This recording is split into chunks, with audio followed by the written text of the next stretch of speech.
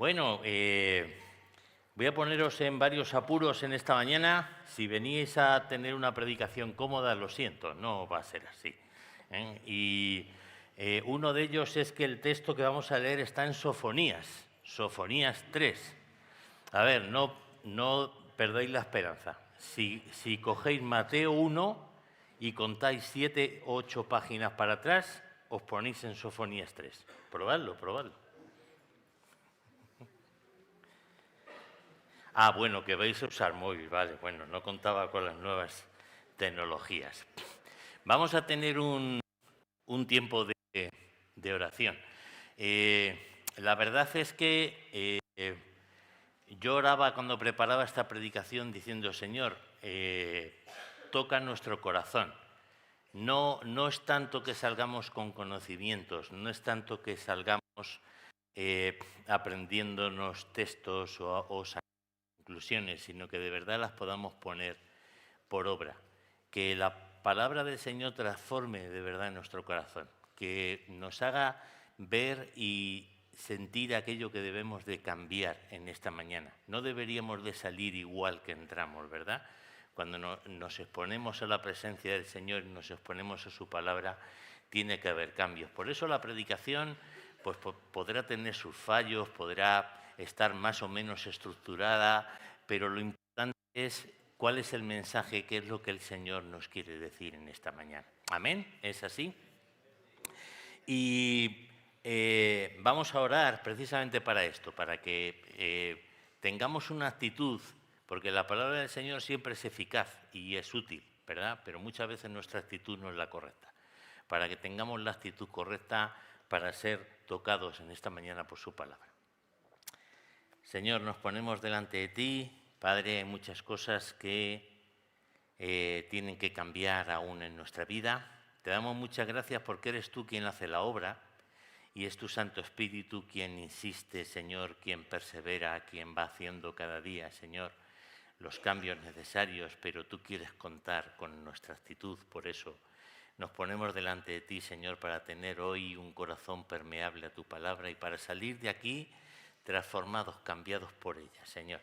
Te pedimos que tú nos hables y que tú nos muestres, Señor, en qué aún estamos fallando, pero sobre todo que podamos entender ese tremendo amor y esa tremenda paciencia por la que recibimos constantemente tu gracia y tu misericordia.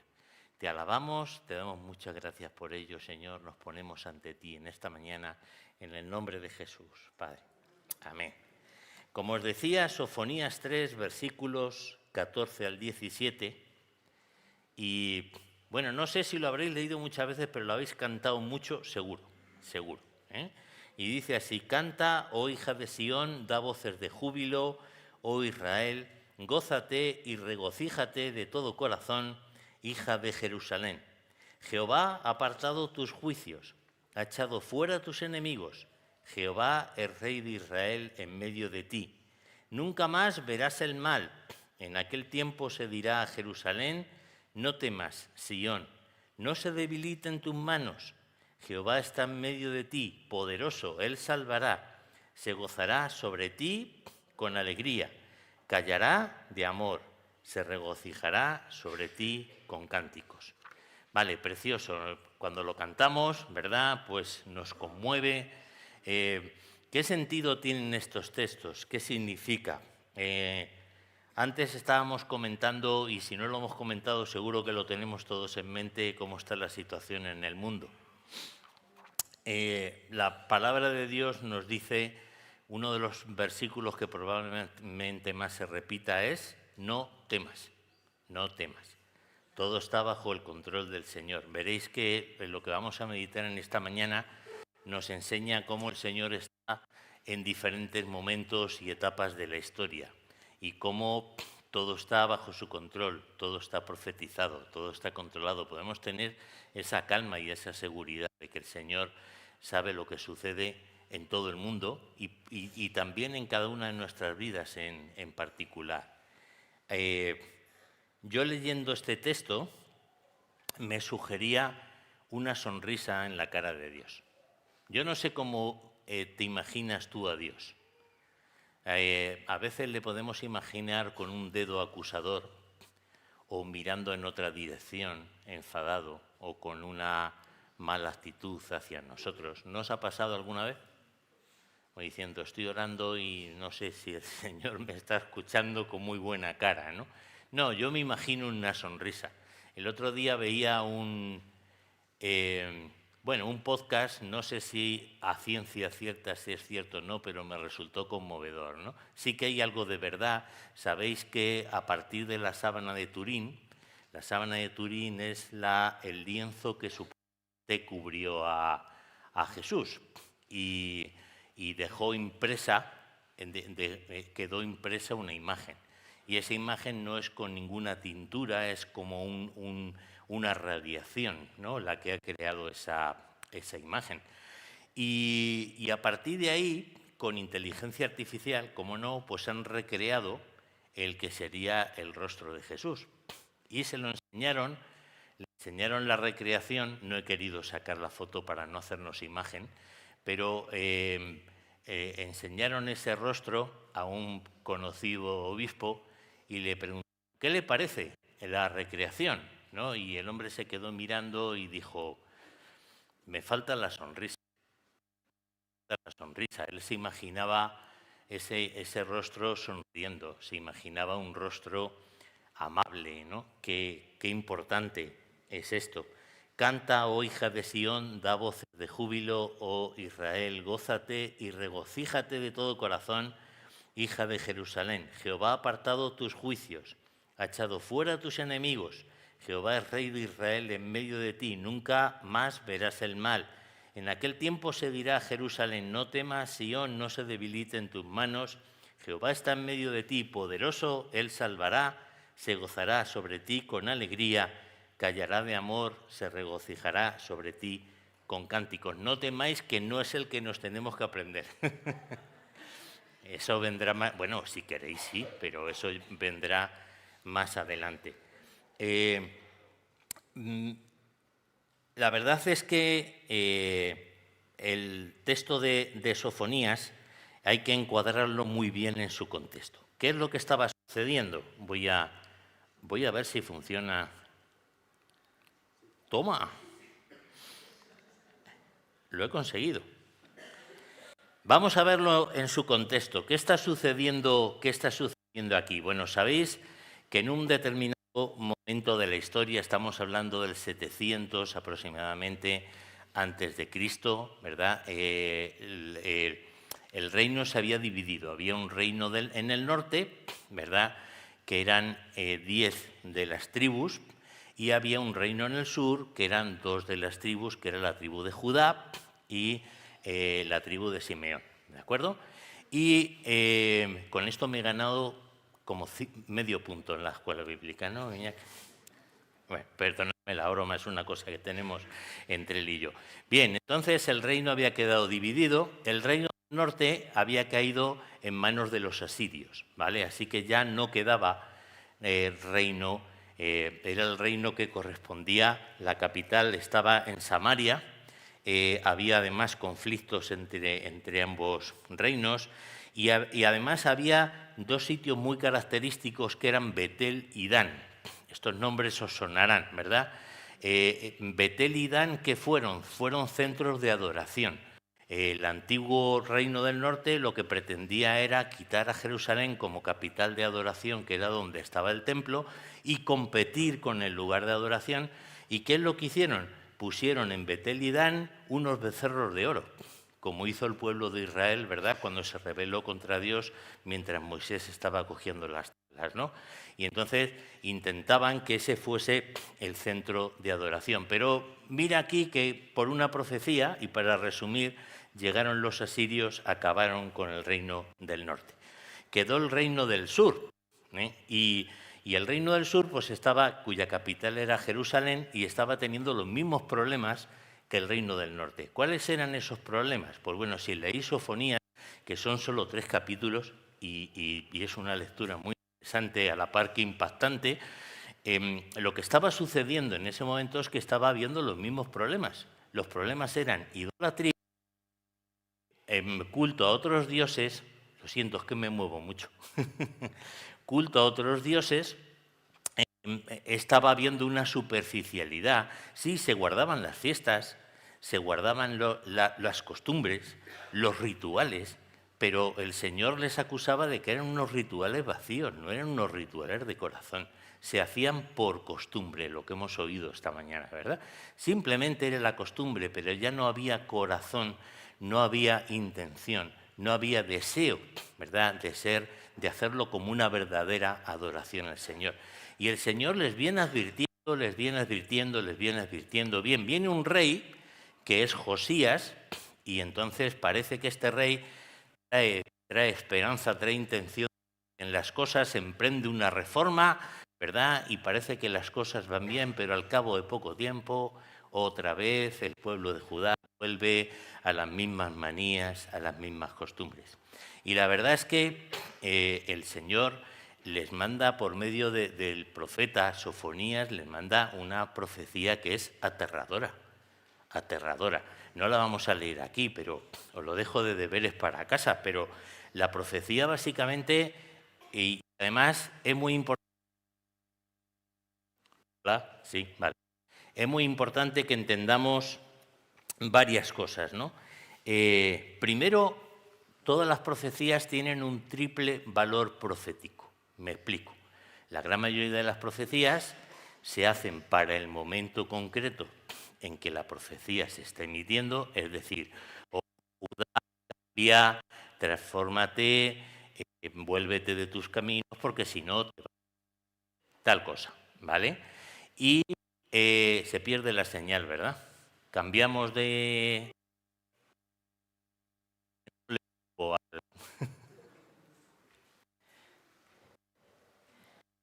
Muchas gracias. No os voy a tener desconcertados. Yo me lo pongo a la distancia adecuada para que no suene... Valga como indirecta. Entonces... perdón por la broma. Entonces, la profecía vale para el momento presente en el que la profecía se está haciendo, ¿de acuerdo? Es decir, si Judá no tenía en cuenta la profecía que Dios le estaba enviando en ese momento, iban a ser barridos por una nación extranjera. ¿Se entiende esto? Pero se salvaría un remanente. Ese remanente que se salvaría, y nos dice la palabra que es por la humildad, por el arrepentimiento de ese remanente, se salvaría. Y ese remanente volvería a constituir, ¿verdad?, el templo y volvería a levantar Jerusalén. Así sucedió, ¿verdad? Vinieron los babilonios, arrasaron con el reino de Judá, ¿verdad? Pero luego, mucho más adelante, con el rey Ciro, ¿verdad? Y ahí ya nos metemos en Nehemías, Esdras, etcétera, ¿vale? Pues el muro volvió a ser edificado, el templo volvió a ser edificado y se recuperó de nuevo la vivencia espiritual de Israel. Profecía en el tiempo presente, ¿de acuerdo? Ahora, también esta profecía nos está hablando de la venida de Cristo. Y ya veréis a través de toda la predicación cómo hay una correspondencia entre la profecía de Sofonías y los hechos que van ocurriendo en el Nuevo Testamento. ¿De acuerdo? Y eso lo veremos a continuación. Y eso se llama pues un enfoque cristológico, ¿verdad?, del Antiguo Testamento. Y además, esa profecía va para el final de los tiempos. Si leéis Sofonías, veréis que Dios está diciendo: voy a deshacer todo lo que hice en el orden que lo hice. Es decir, está diciendo, es Génesis al revés. Dios dice cómo va a coger y va a hacer cielos nuevos y tierra nueva, deshaciendo todo lo anterior. Por eso os decía que podemos tener la seguridad, la satisfacción de que todo está bajo el control de Dios. Dios es el Dios de la historia, Él sabe todo lo que sucede y Él sabe todo cuanto acontece, y podemos tener esa seguridad. Y bueno, todo esto que os he dicho lo iremos viendo, pero una de las cosas que me llama la atención de Sofonías, y es donde quiero enfocar el mensaje, de un Dios terrible que se propone barrerlo todo y hacerlo todo nuevo, pasamos a un Dios que sonríe, aparta sus juicios, echa a los enemigos, está en medio de nosotros, es poderoso, actúa con salvación y dice, y se gozará sobre ti con alegría, callará de amor y se regocijará sobre ti con cántico. Pues qué preciosidad, ¿no? Menudo cambio, ¿no os parece? ¿Estáis aquí? ¿Me seguís? Lo siento por los que me habéis tenido que aguantar sábado y domingo, perdonadme. Qué importante es este cambio, qué importante es esta transformación, ¿verdad? ¿Y cuál es la diferencia? ¿Es algo que haga el ser humano? No, es lo que hace el Señor, Él lo hace posible, ¿verdad? Él produce ese mismo cambio. ¿Por qué entonces nos habla utilizando estas expresiones que recuerdan más a un ser humano que a Dios, ¿no? Y bueno, quería también comentaros lo que sucedió, como os decía, Dios está en el control de todo y está en el control de la historia, ¿no?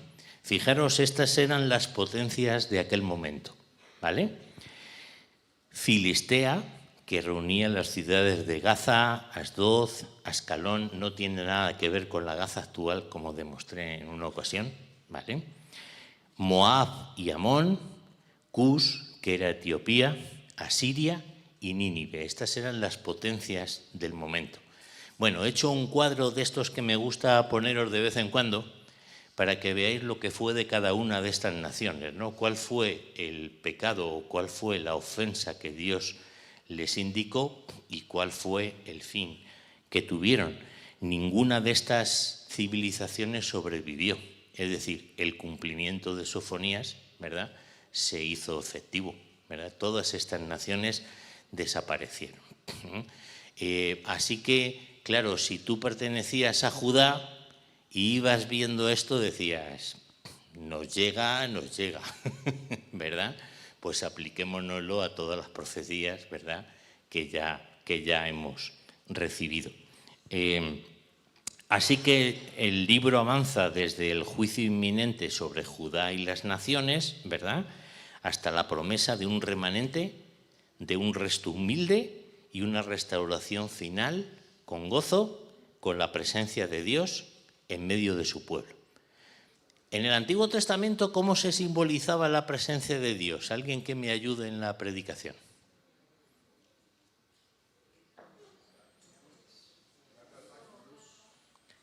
Vale, ¿y el Arca del Pacto estaba en el templo cuando había templo y cuando no, en el tabernáculo, ¿verdad? Es que es muy curioso porque, bueno, hay un texto que veréis y es del Nuevo Testamento, ¿no? Pero cada vez que habla de y yo habitaré en medio de ellos, ¿no?, se podría traducir por yo tabernaculizaré en medio de ellos, ¿no? Era una prefiguración de lo que iba a ser después el habitar de Cristo primero y del Espíritu Santo en medio del pueblo, ¿no? Así que cuando está diciendo no temas, Sión, no se debiliten tus manos, Jehová está en medio de ti, poderoso, Él salvará, se gozará sobre ti con alegría, callará de amor, se regocijará sobre ti con cánticos, está prefigurándonos la figura y la obra de Cristo y del Espíritu Santo en nuestras vidas. Amén. Como os decía, a veces se utiliza expresiones que corresponderían más con un ser humano que con Dios, ¿verdad, Iñaki? Es que nos tocó un trabajo juntos sobre esto, por eso le hago las bromas. Bueno, pues en la Biblia está llena de antropomorfismos. ¿Qué es esto? Es atribuirle a Dios rasgos humanos, ¿vale? Rasgos humanos físicos o acciones humanas, decir que Dios tiene rostro, decir que Dios nos muestra su espalda, que tiende su mano, son antropomorfismos. ¿Se entiende esto? Porque la palabra de Dios nos dice que Dios es espíritu, ¿vale? No tiene por qué corresponder o responder a una forma humana, pero se utilizan formas humanas para hacer más comprensible su modo de actuar. ¿Se entiende esto? Gracias. Y hay antropopatismos. ¿Qué significa antropopatismo? Significa que le atribuimos a Dios emociones que son humanas. Por ejemplo, que Dios se entristezca, se goce, se enoje, cosas que no entenderíamos como muy lógicas, porque si Dios es omnisciente y sabe lo que va a ocurrir, ¿por qué se enfada, no? O por qué da oportunidad de que el hombre cambie o se arrepienta si él sabe perfectamente lo que va a pasar, ¿no? Pues porque de esta manera se expresa el carácter de la relación de Dios, ¿verdad? Y cómo él valora las cosas, y que gran parte de la voluntad de Dios, por voluntad y soberanía de Dios, está en función de la actividad del hombre. ¿Se entiende esto? Es decir, el Señor nos deja parte de responsabilidad con la que tenemos que cumplir, y esto es muy importante, ¿verdad? Hay un texto, creo que lo he anotado, Apocalipsis 2:21, ¿no? Por ejemplo, el mensaje a la iglesia de Tiatira, el Señor dice muy claro: si haces esto, actuaré así. Si no lo haces, y esto sucede en la mayoría del mensaje en las iglesias, actuaré de esta manera. ¿Eso qué significa? ¿Que Dios no sabe cómo vamos a obrar o cómo vamos a actuar? Sí, claro que lo sabe. Lo que pasa es que está dejando en nuestras manos una responsabilidad, está dejando en nuestras manos el responder de la manera adecuada. En esto que estamos hablando de sofonía sucede exactamente lo mismo, ¿verdad? Dice, habrá un remanente, pero el remanente ¿en base a qué? ¿En base a que los he señalado casualmente así? ¿O es por la humildad y el arrepentimiento de ellos, ¿verdad? Prefigurando lo que habría de ser nuestra reacción ante la muerte del Señor. ¿Se entiende esto? ¿Qué tal lo he hecho, Iñaki? Recomiéndame. Muy bien.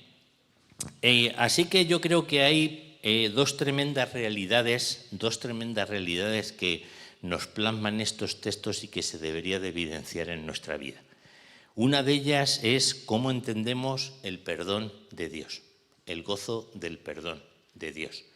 Y aquí ya hay personas pensando, ya está, viene a por mí, me está hablando a mí. Entonces, muchas veces, y perdonadme la expresión, o no nos creemos o no disfrutamos del perdón de Dios. No sé qué os parece. El perdón de Dios debería producir en nosotros un gozo que brota de una realidad espiritual nueva.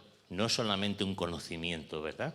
No solamente decir, no, si Dios me ha perdonado, ¿no? Conforme a este texto que hemos leído, ¿no? Lo que yo os planteo en esta mañana es hasta qué punto hemos aceptado, entendido, valorado ese perdón por parte del Señor, porque yo creo que ninguno lo merecíamos, ¿no? ¿O hay alguien que se mereciese el perdón del Señor? ¿O alguien que lo haya alcanzado por sus méritos o por sus obras? Vale, la iglesia está limpia de herejes, Hans. Perdón por la broma. Entonces, ninguno hemos merecido ese perdón.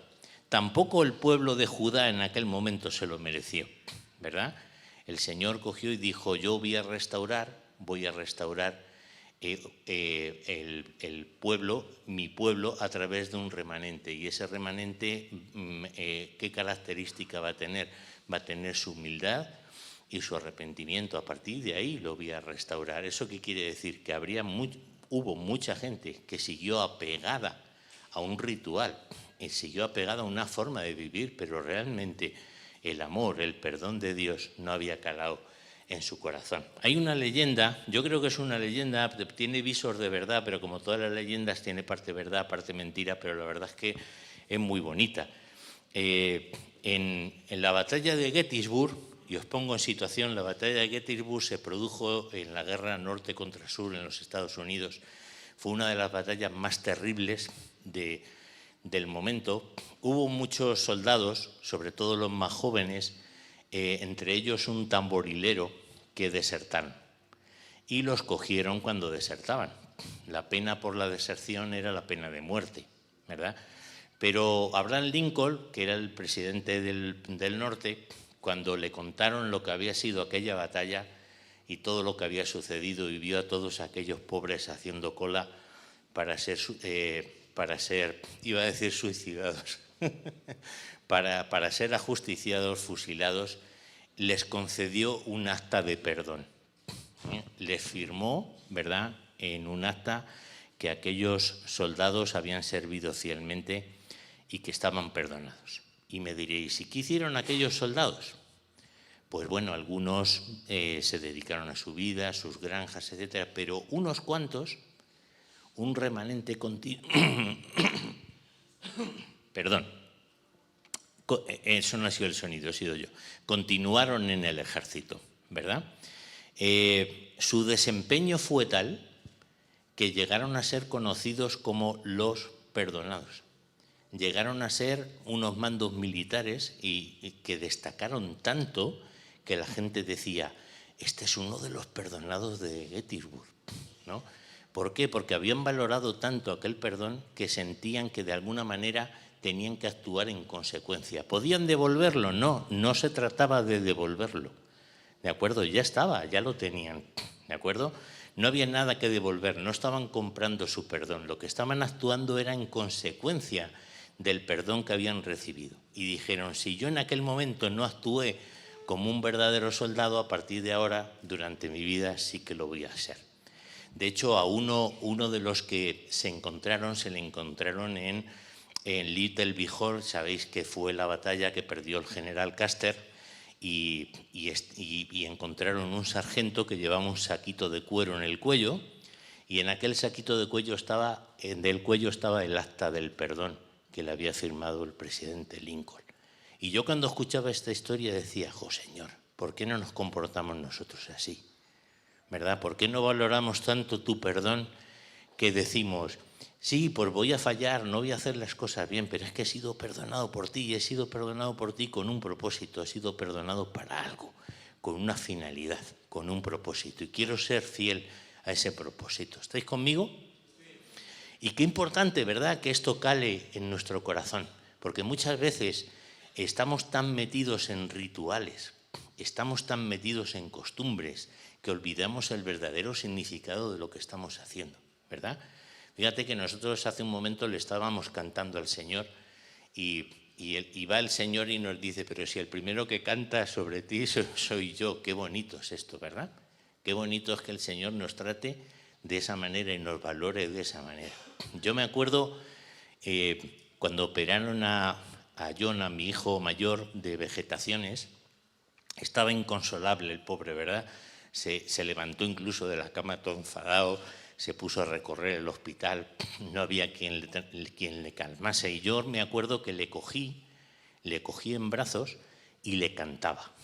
¿Qué le cantaba? Pues lo que manejamos todos, canciones cristianas, ¿no? Pero yo le cantaba y al cantarle se relajaba, se calmaba, se tranquilizaba. Es como si dijese, estoy a gusto aquí.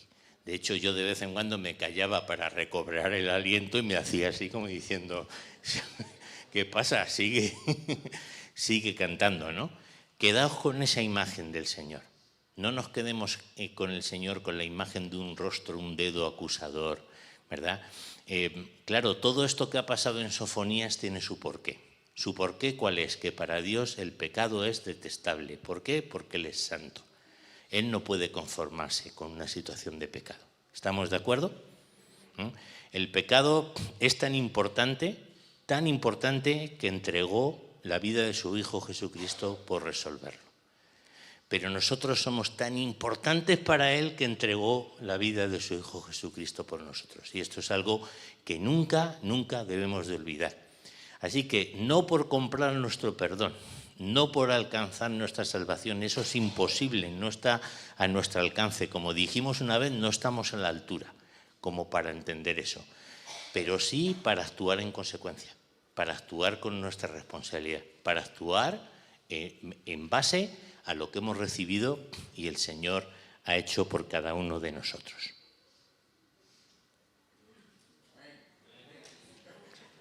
Gracias. Y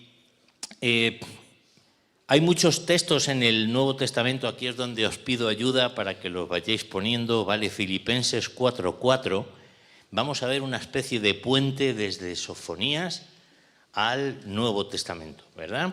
Filipenses 4:4 dice, regocijaos en el Señor siempre. Otra vez digo, regocijaos, ¿verdad? Una actitud de gozo, la misma que expresaba, ¿verdad? O que pedía de la hija de Sión en Sofonías, ¿no? El Señor quiere que reaccionemos con gozo. El gozo es un mandamiento. Ahora, ¿el gozo qué es? ¿Una alegría tontorrona? Espero que no lo entendamos que es así. El gozo es la satisfacción, la seguridad, el contentamiento de saber que Dios está en el control de todas las cosas. ¿Estamos de acuerdo? Por eso la palabra puede decir regocijaos, ¿vale? Y muchas veces vamos al Señor y vamos con culpabilidad, vamos con hechos un desastre emocional y espiritualmente, y el Señor que nos dice, ya está, ponte en pie, regocíjate y canta. Acuérdate de lo que yo ya he hecho, ¿verdad? Ponte en situación, actúa en consecuencia a lo que has recibido. En Romanos 8:1 dice, ahora pues, ninguna condenación hay para los que están en Cristo Jesús, los que no andan conforme a la carne, sino conforme al Espíritu, ¿verdad? Esa ha sido la obra del Espíritu Santo, de la muerte de Jesús en nosotros. ¿Recordáis lo que decía Sofonías? Jehová ha apartado sus juicios, ha echado fuera a tus enemigos. Jehová es Rey de Israel en medio de ti, nunca más verás el mal. ¿Cuándo se cumple esto? En el momento que nuestro Señor Jesucristo entrega la vida, ¿verdad? Y entonces Dios nos ve, no ya por lo que nosotros creemos que somos, sino por lo que Él cree que somos y a través de su Hijo Jesucristo. Pues esto es motivo de gozo, ¿o no? Colosenses 2, 14, 15, anulando el acta de los decretos que había contra nosotros, que nos era contraria, quitándola de en medio y clavándola en la cruz, y despojando a los principados y a las potestades, los exhibió públicamente, triunfando sobre ellos en la cruz. Amén. Qué texto tan potente, ¿verdad? ¿No os recuerda a Sofonías? ¿Veis la conexión que hay entre ambos testamentos, verdad? Por eso no tiene sentido que vivamos en miseria espiritual, en amargura espiritual. Pero a veces nos pasa, no sé si estáis conmigo, ¿verdad? Perdemos de vista los propósitos de Dios, la visión de Dios sobre nosotros y vivimos en una miseria espiritual y lo peor es que nos adaptamos. Yo escucho a muchas personas decir, es que cuando la iglesia empezó, y no me refiero solo a esta, a cualquier otra iglesia, cuando la iglesia empezó, qué bien, qué gozo, los hermanos, tal, luego como que te vas acostumbrando, ¿no? Como que siempre lo mismo, pues ya está así, esto ya lo sabemos, pues esto, gracias por recordárnoslo, pero ya lo sabía, bien, pero lo estamos viviendo. Realmente estamos experimentando al Señor, está habiendo una renovación en nosotros, está habiendo una renovación de ese gozo y de ese compromiso y de ese propósito diariamente en nuestras vidas. Yo creo que eso es lo que nos debemos de preguntar. Así que para los que tenéis que rellenar el boceto, el punto número 1 es el gozo del perdón de Dios, ¿vale? Bueno, está saliendo en todas las diapositivas, ¿eh? Y el segundo punto es Dios viviendo en medio de ti, o el gozo de experimentar que Dios está viviendo en medio de nosotros, ¿no? Como dice el texto, en aquel tiempo se dirá a Jerusalén, no temas, Sión, no se debilite en tus manos, Jehová está en medio de ti, poderoso.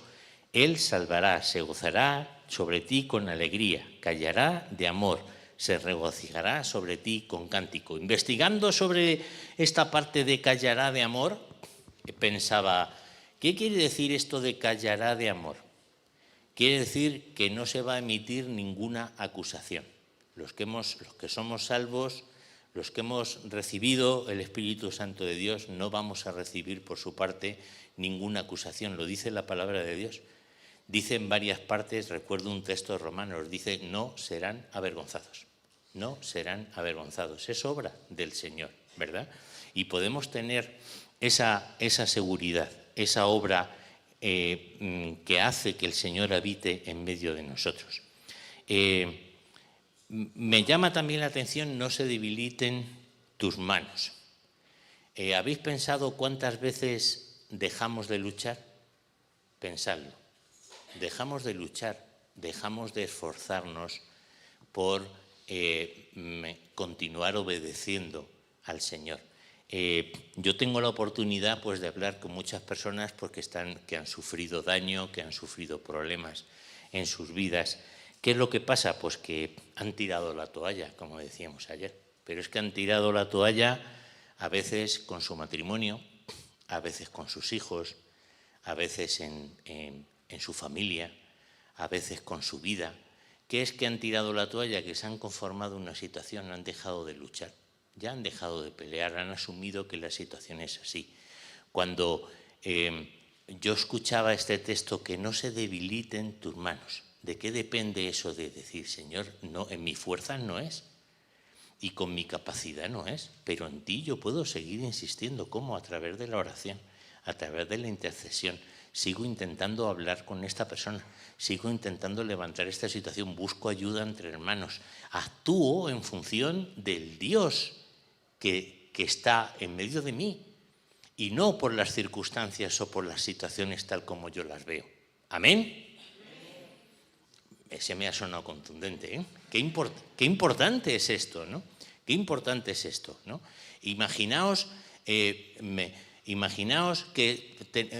sois una empresa, vamos a ponerlo así, ¿no? Y entonces decir, no, en esta empresa hay un director muy importante, ¿vale? Y alguien entra en vuestra empresa y ve dejadez, suciedad, descuido, los muebles trastalados, ¿no? Más o menos la iglesia como la teníamos hace un tiempo. Y alguien observa esto y dice, pues qué importancia tiene vuestro director para que esto esté así, ¿sí o no? ¿Me seguís? Entonces, muchas veces con nuestra vida mostramos eso, mostramos una vida destartalada, mostramos una vida desquiciada en muchos aspectos, una vida que no funciona, y entonces da ganas de preguntar, oye, ¿quién vive en medio de ti, no? ¿Quién habita aquí? ¿No? Como hacían antes en un chiste, ¿no? ¿Hay alguien? Entonces, no debería demostrar nuestra vida la presencia, el poder y la bondad de Dios. Pregunto. Porque nosotros tenemos la capacidad de hacerlo, ¿no? Cuando el Señor nos pide algo es porque Él pone la capacidad, ¿de acuerdo? Por eso hablamos de dones, hablamos de habilidades, hablamos de presencia del Señor. Él pone la capacidad. El problema es que muchas veces nosotros hemos bajado las manos, nos hemos debilitado, hemos dejado de luchar en función del Dios que tenemos. Y a veces tiene que venir el Señor y decir, pero que estoy aquí, vamos adelante, ¿no? Con todos estos propósitos. Cuando hablamos de la presencia de Dios, la palabra nos la recalca en muchas ocasiones. Mateo 1,23, he aquí, una virgen concebirá y dará a luz un hijo y llamará su nombre Emmanuel, que traducido es Dios con nosotros. ¿Veis cómo toda la palabra encaja, responde, sigue verdad, el mismo hilo? Mateo 28, 19, 20. Por tanto, id y haced discípulos a todas las naciones, bautizándolos en el nombre del Padre y del Hijo y del Espíritu Santo, enseñándoles que guarden todas las cosas que os he mandado, y he aquí yo estoy con vosotros todos los días hasta el fin del mundo. Amén. Y aquí es donde viene, porque este versículo nos lo tenemos que saber, ¿vale? Entonces, al final, Hans me ha convencido para que ponga un ejercicio de este tipo. Lo que pasa es que lo he hecho en otro plan, en plan didáctico. En lugar de que contéis las letras, ¿vale? Lo que hemos puesto se llaman Es una técnica de estudio, se llaman conceptos desencadenantes, ¿vale? Y es que yo os pongo un concepto, ¿vale? Por tanto, id y haced a todas las, bautizándolos, enseñándoles, y he aquí, yo estoy con vosotros todos los días. Mateo, ¿vale? Bueno, ha estado regular. Yo creo que lo podemos intentar de nuevo, ¿vale? Bueno, esto es un ejercicio que sabéis que lo hacemos para promover la memorización de versículos, ¿vale? Y está muy bien. Y claro, pues la gran comisión, ¿verdad? Mateo 28, 19, 20, pues nos lo tenemos que saber, ¿vale? ¿Alguien se atreve así, sin mirar en ningún sitio? ¿Alguien que se atreva?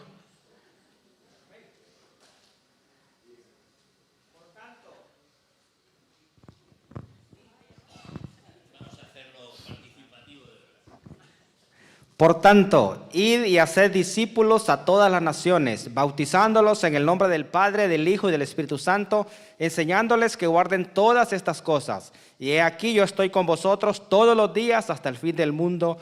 Amén. Mateo 28, 19 y 20. Bueno. Ha habido una ligera versión, pero la aceptamos. La aceptamos. Bueno, misión cumplida, pastor? Hebreos 7, 24, 25, ¿verdad? Mas refiriéndose a Jesús, por cuanto permanece para siempre, tiene un sacerdocio inmutable, ¿verdad? La labor del sacerdocio de Jesús que no cambia. Por lo cual puede también salvar perpetuamente a los que por él se acercan a Dios, viviendo siempre para interceder por ellos. Qué preciosa descripción del ministerio de Jesús. Amén. Así que cuando la cruz aparentaba debilidad, ¿verdad? En realidad era una demostración del poder supremo del Señor. Amén. Los romanos la utilizaban como un signo de vergüenza, pero nosotros lo entendemos como un símbolo de victoria. De victoria. La victoria que Sofonías predijo, ¿verdad? Esa salvación en la que nuestros enemigos, esas tinieblas y potestades iban a ser apartados, ¿verdad? Íbamos a formar parte del reino de Dios y íbamos a aceptar o íbamos a entender, ¿verdad? Ahí la humildad y el reconocimiento de ese remanente, el perdón que habíamos recibido. Amén. Y a mí me alegra y me anima mucho pensar que Dios hace mucho más que tolerarme o aguantarme. Es decir, otra vez ¿no? Ha vuelto a caer, ¿no? Ya la ha vuelto a liar, ¿verdad? Y tener una actitud acusadora. No. Me alegra escuchar en la palabra que se deleita, que se alegra, que canta sobre mí con gozo. Qué bonita expresión, no sé si estáis de acuerdo, ¿verdad? La sonrisa de Dios, ¿no? Qué bonito es poder recibir esa sonrisa. ¿No os recuerda la parábola del hijo pródigo? ¿Verdad? Hay una correspondencia, ¿verdad? El hijo ha pecado, vuelve sentido, arrepentido, pero resulta que su padre le está esperando. Y en lugar de decir, te lo dije, ¿no? Lo que hace es que va hacia él corriendo, le abraza, se alegra, ¿verdad? Le restituye, le pone un anillo, ¿verdad? Y un manto, ¿no? Le acoge de nuevo y ¿qué hace? Celebra una fiesta, ¿no? Luego está la segunda parte, que es la del hermano acusador diciendo, ¿qué pasa? ¿No? De eso ya hablaremos, ¿verdad? Pero la actitud del padre nos recuerda lo mismo que hemos leído en Sofonías, ¿verdad? Dios alegrándose, Dios gozándose, porque está en medio nuestro y porque está viviendo en nuestro corazón. Ahora lo que debemos de pensar es si nosotros actuamos en consecuencia, ¿verdad? ¿Os imagináis al hijo pródigo diciendo, bueno, ya me he recuperado, ya estoy bien, queda algo de la herencia por ahí, que me voy de nuevo? No tendría sentido, ¿verdad? No tendría sentido. Nosotros sí, volvemos a caer, volvemos a tropezar una y otra vez, pero la actitud del Padre siempre es así. ¿Por qué? Por su misericordia, por su gracia. Ambas son inmerecidas, forman parte del carácter de Dios, ¿verdad? Y yo es algo que no puedo cambiar. Tenemos esa actitud de que nos mostraba Jesús, de un Padre que corre, que abraza, que besa, que restaura, pero que no admite el pecado. Que no admite el pecado, ¿de acuerdo? Tiene que haber un esfuerzo por nuestra parte, esfuerzo en la gracia. ¿Eso qué quiere decir? Que es el Señor el que hace posible ese esfuerzo, pero tengo que esforzarme en actuar como Él quiere. Yo me imagino al hijo pródigo diciendo, ya está, se acabó, a partir de ahora sí que me voy a comportar como un hijo, ¿vale? Y sí que me voy a comportar como un hijo. ¿Por qué? ¿Por honor a mí? ¿Porque yo lo valgo? No, por agradar a mi Padre, que me ha recibido y me ha aceptado de la manera que lo ha hecho. No sé si estáis de acuerdo. Así que, ¿cómo te imaginas a Dios cuando te mira? ¿Te lo imaginas sonriendo? ¿Te imaginas sonriendo a través de Cristo, como si viese a Cristo en ti? ¿O te lo imaginas enfadado, acusador, rechazándote? Yo creo que debemos de pensar en la primera imagen, ¿verdad? Debemos de pensar en la primera imagen. Y no sé si a vosotros os pasa, pero a mí me avergüenza más la primera imagen que la segunda. ¿Os pasa? Yo digo, Señor, todavía son nuevas tus misericordias hoy, con el patazo que he metido, con lo mal que lo he hecho, otra vez estás tú aquí, ¿verdad? Esperando, recibiéndome, dándome una nueva oportunidad. Qué importante es esto, qué importante es esto para nosotros y qué importante es cuando aconsejamos a otras personas, ¿verdad? Y le decimos, ponte en marcha, levanta las manos debilitadas, no por tu fuerza, sino por el Dios que habita en medio de ti. Amén. Así que tenemos que vivir desde la identidad de amados y no desde la identidad de tolerados o aguantados, ¿verdad? Qué importante es esto. Hablamos muchas veces de nuestra identidad como creyentes, ¿verdad? Pues tenemos que sentirnos amados. Y eso entraña una responsabilidad, pero debemos de partir desde ese punto de vista.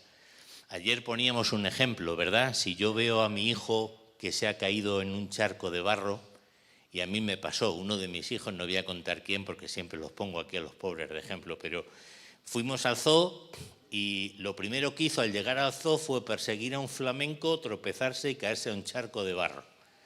Le has puesto guapo, le has puesto sus mejores ropas, vas con toda la ilusión al zoo y dice, la primera que hace es liarla, se cae a un charco, pero es que además se embadurnó, ¿vale? Lógicamente no le podíamos llevar así, ¿vale? Es que no te podías ni acercar a él, pero a que a ninguno de nosotros se nos hubiese ocurrido decir, aléjate, no eres mi hijo, ¿a que no? No, le cogemos, le cambiamos, le limpiamos, aguantamos sus llantos, si es que soy un torpe, que soy no sé qué, que soy no sé qué. Es lo que hacemos nosotros con Dios, ¿no? Dios aquí quitándonos el barro.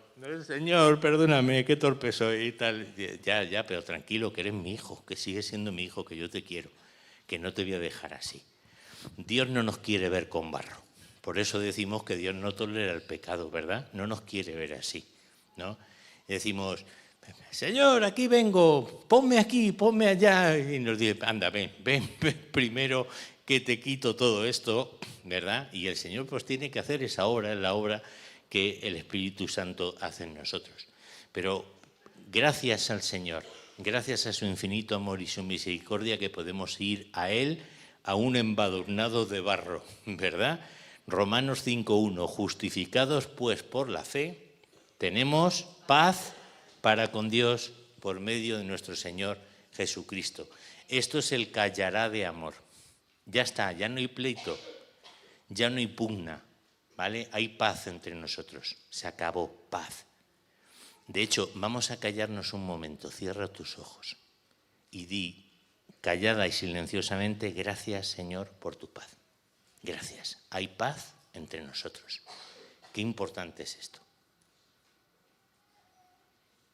Amén. Gracias, Señor. Gracias. Y todo esto nos lleva a mirar a Cristo, ¿verdad? Donde esa sonrisa de Dios pues se hace perfecta, ¿verdad? Romanos 5:5. El amor de Dios ha sido derramado en nuestros corazones por el Espíritu Santo. No basta que lo sepamos doctrinalmente, no basta que lo sepamos intelectualmente, lo tenemos que vivir. Tenemos que vivir con ese amor que el Señor ha derramado en nuestros corazones. Amén. Y el mismo Dios que canta sobre nosotros quiere recibir ese canto, pero de un corazón agradecido, sincero, ¿verdad? Que dice, Señor, pues ¿qué sería de mí sin ti? ¿Dónde vamos a ir? ¿No? ¿Dónde vamos a ir? Solo tú tienes palabras de vida eterna. Así que el Señor no quiere que estemos actuando con culpa crónica. Sabéis que la culpa cumple un efecto relajante, ¿no? Si yo me siento culpable por algo, parece que estoy admitiendo algo, parece que estoy cambiando. ¿Estáis conmigo? ¿Verdad? Por eso muchas veces no nos importa reconocer delante del Señor, Señor, es verdad, qué pecador soy, he vuelto a caer, he vuelto a hacer esto, tal. Vale, pero creemos que ya con eso lo hemos resuelto. No, da el paso siguiente. No, si has obrado mal, ahora obra bien, cambia tu vida, toma decisiones, como hemos escuchado en alguna predicación, ¿verdad? Empieza a tomar decisiones, cambia todas aquellas cosas que sabes que el Señor no quiere y que el Señor no acepta, ¿de acuerdo? ¿Que te ama? Sí, claro, nos ve a través de su Hijo Jesucristo, tiene un amor infinito hacia nosotros, nada de lo que podamos hacer puede hacer que nos quiera menos, pero tampoco podemos hacer nada para que nos quiera más, ¿de acuerdo? Lo que sí quiere es que ese amor cobre vida, ¿verdad? Y se convierta en decisiones adecuadas, en una forma de vivir y de experimentar a Dios que no solo nos sirva a nosotros, sino que nos sirva para ayudar a otras personas a ser discípulos, ¿verdad? También de Cristo. Servir sin miedo, servir sin apatía, porque el Rey está en medio de nosotros. ¿Amén? ¿Qué le dijo Jesús a la mujer samaritana? ¿Verdad? Los verdaderos adoradores adorarán en espíritu y en verdad. ¿Qué significa eso? No son rituales, no son costumbres, no son modos, ¿de acuerdo? Es desde el espíritu, desde la sinceridad y desde el saber la verdad. ¿Cuál es la verdad? Saber que el Señor ha hecho la obra, pero que ahora yo debo de actuar con responsabilidad y en consecuencia a la hora. Así que dices, bueno, Ángel, has dicho muchas cosas, yo ya no sé con qué quedarme. Mira, quédate con una frase y ponla al final del bosquejo. Disfruta de Dios. Disfruta de Dios, ¿verdad? Muchas veces vemos el servir a Dios como una carga, es un privilegio. Vemos el amar a Dios como un trabajo, pero si Él lo ha hecho, podemos amarle porque Él nos amó primero, ¿no? Deleítate en Jehová y Él te concederá las peticiones de tu corazón. ¿Por qué? Porque en ese momento nuestro corazón está alineado con Él. Se me ha olvidado poner un dibujito, pero lo voy a contar. Yo muchas veces en consejería, en consultas, hago un dibujito que es una persona nadando contracorriente. A mí me gusta mucho una expresión que utilizaba C.S. Lewis, decía, los creyentes somos la resistencia de este mundo. Sabéis que el contexto de C.S. Lewis fue entre las dos guerras, la Primera y la Segunda Guerra Mundial, y él decía, nosotros somos la resistencia. ¿Cuál es el concepto de resistencia? Pertenecemos a otro reino, ¿verdad? No somos de este mundo, pero estamos en este mundo ¿para qué? Para hacer cumplir la voluntad de Dios. ¿Amén? Y eso exige esfuerzo, y eso exige compromiso, y eso exige que seamos fieles a nuestro propósito. Y yo siempre hago un dibujito de una persona nadando, ¿verdad? Contracorriente. Y explico, muchas veces pensamos que nuestros esfuerzos no tienen ningún significado, no van a ningún sitio, ¿vale? Pero tú fíjate en esta persona, está nadando contracorriente. Si deja de nadar, ¿qué pasa? Se acabó, ¿verdad? Muchas veces nuestro esfuerzo está para que el mundo que nos rodea, el mundo que nos presiona, el mundo que intenta transmitirnos sus valores, ¿verdad? No nos dejemos llevar para que el enemigo no venza en ese sentido. ¿Cuándo vence? Cuando tiramos la toalla, cuando nos rendimos. No te rindas y me dirás, ¿y esto cómo se hace? Pues mira, se hace como nos enseña la palabra de Dios, buscándole en oración, buscándole a través de su palabra, buscándole en la comunión con los hermanos. Si nos fallan esos tres conceptos, si nos fallan esos tres preceptos, ¿qué estamos haciendo? ¿Dejar de nadar? ¿Sí o no? Si dejamos la oración o hacemos una oración superficial, ¿no? Del tipo, Señor, bendice estos alimentos que vamos a tomar, que ya lo hacemos de manera mecánica. Yo a veces voy por la noche, voy a orar, estoy tan cansado que empiezo, Señor, bendice estos alimentos, no hay alimento ninguno, es que tienes la oración aquí. Y va y se te escapa, ¿no? Entonces, no hagamos las cosas de manera mecánica, ¿no? Busquemos al Señor de verdad con todo nuestro corazón diciendo, Señor, tú estás en medio de mí. No hago una oración para ser oída, para ser escuchada como hacían los fariseos. Te busco en oración con sinceridad porque no quiero tirar la toalla y quiero seguir nadando, ¿verdad? Continúo buscando la palabra. Yo os recomiendo, métete en grupos de discipulado, métete en cualquier tipo de escuela bíblica, métete en un curso bíblico online, estudia la palabra con un método propio, haz lo que quieras, pero estudia la palabra.